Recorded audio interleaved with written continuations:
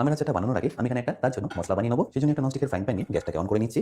আর তারপরে এর মধ্যে আমি একে একে মশলাগুলো দিয়ে দেবো। প্রথমেই দিয়ে দিচ্ছি 1.5 চা চামচ গোটা ধনে, তার সাথে যাবে 2 চা চামচ মৌরি,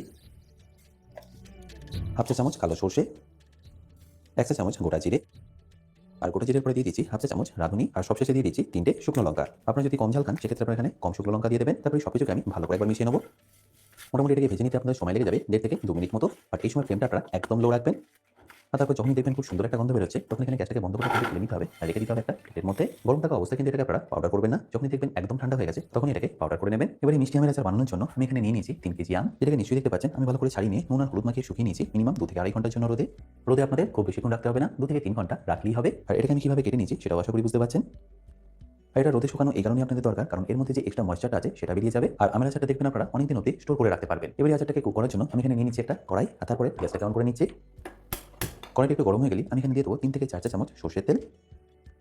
এবার একদম হাই ফ্লেমে তেলটাকে প্রথমে গরম হতে দিন। এখন নিশ্চয়ই করে নিচ্ছি, আর তারপর তাতে দিয়ে দিচ্ছি 1.5 চা চামচ পাঁচফোড়ন। তারপর একবার ভালো করে মিশিয়ে নিন, আমটাকে এখানে দিয়ে দেবো। তারপরে ফ্লেমটাকে মিডিয়াম টু হাই করে রেখে ভালো করে মিশাতে থাকুন। 4 থেকে 5 মিনিট আপনাদের এটাকে ভালো করে একবার মিশিয়ে নিতে হবে। এটা দেখবেন আমের যে মশলাটা আছে সেটা কিন্তু আস্তে আস্তে বেরিয়ে আসবে।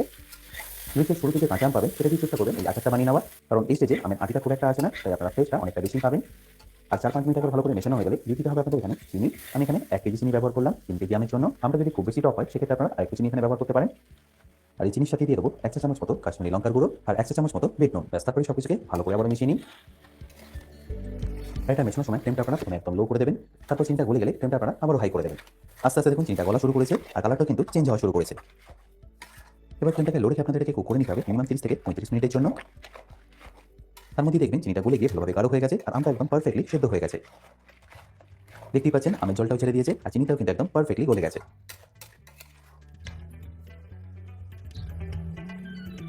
অলরেডি প্রায় সেদ্ধ হয়ে এসেছে।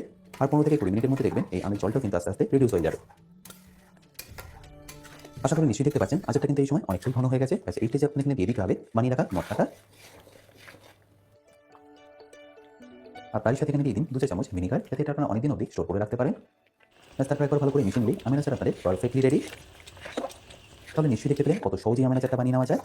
থিকনেসটা যখন এরকম হবে এই স্টেজে আপনাদের এখানে বন্ধ করে দিতে হবে গ্যাসটাকে। এবার এটাকে রুম টেম্পারেচারে রেখে কমপ্লিটলি ঠান্ডা হতে দিন। আর ঠান্ডা হয়ে গেলে এটাকে আপনারা তুলে স্টোর করে নিন।